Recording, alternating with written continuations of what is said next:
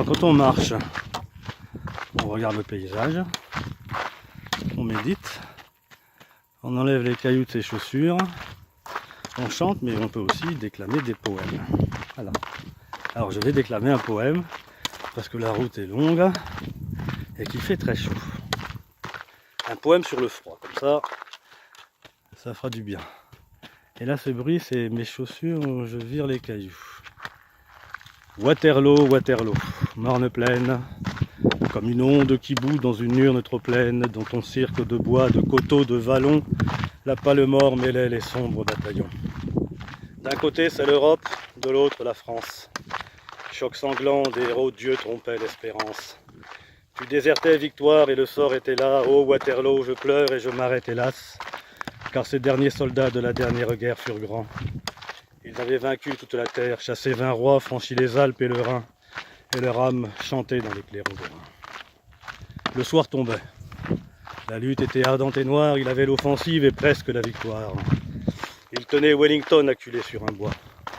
Sa lunette à la main, il observait parfois le centre du convoi. Quoi obscur où tressaille la mêlée effroyable et vivant broussaille. Soudain joyeux, il dit Grouchy. C'était Blücher. Eh oui. L'espoir changea de camp, le combat changea d'âme. La mêlée en hurlant grandit comme une flamme. La plaine où frissonnaient nos drapeaux déchirés ne fut plus bientôt dans les cris des mourants qu'on égorge qu'un gouffre flamboyant rouge comme une forge. Gouffre où les régiments comme des pans de murs tombaient ou se couchaient comme des épis mûrs. Les longs tambours-majors et l'on entrevoyait des blessures difformes. Carnage affreux, moment fatal. L'homme inquiet sentit que la bataille entre ses mains pliait. Derrière un mamelon, la garde était massée, la garde espoir suprême et suprême pensée. Allons, cria-t-il, faites donner la garde. Alors lanciers, grenadiers aux guêtres de Coutil, dragons que Rome eût pris pour des légionnaires, cuirassiers, canonniers qui traînaient des tonnerres, portant le noir colbac ou le casque poli, tous ceux de Friedland et ceux de Rivoli, comprenant qu'ils allaient mourir dans cette fête, saluèrent leur Dieu debout dans la tempête. Leur bouche d'un seul cri dit « Vive l'empereur !» Puis, tranquille, appalant, musique en tête et sans fureur, la garde impériale entra dans la fournaise. Hélas, Napoléon, sur sa garde penchée, voyait, et sitôt qu'ils avaient débouché sous les sombres canons crachant des jets de soufre, voyait l'un après l'autre en cet horrible gouffre fondre ces régiments de granit et d'acier, comme fond une cire au souffle d'un brasier. Ils allaient, l'arme au bras, front haut, grave, stoïque. Pas un ne recula. Dormaient, morts héroïques. Le reste de l'armée hésitait sur leur corps et regardait mourir la garde.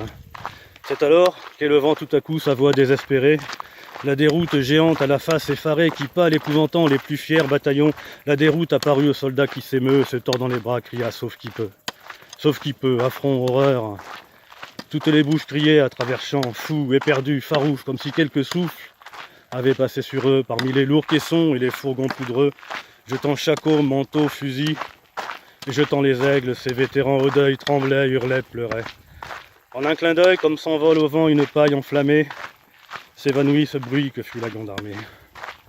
Et cette plaine, hélas, où l'on rêve aujourd'hui, Waterloo, ce champ, ce lieu de la terre, ce champ funèbre et solitaire, où Dieu mêla tant de néant, tremble encore d'avoir vu la fuite des géants.